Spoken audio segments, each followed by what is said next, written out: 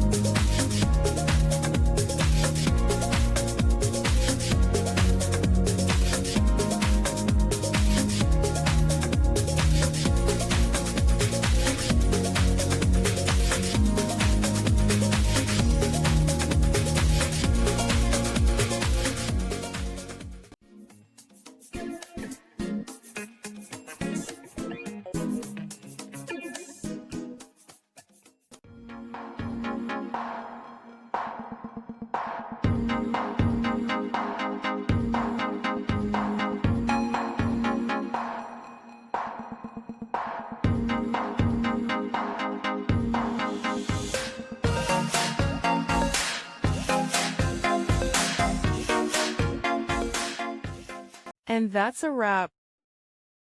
I hope you found the answer you were looking for. If you did, take a second to hit that subscribe button. It really helps out. And let me know in the comments which solution worked best for you. See you next time in the debug zone.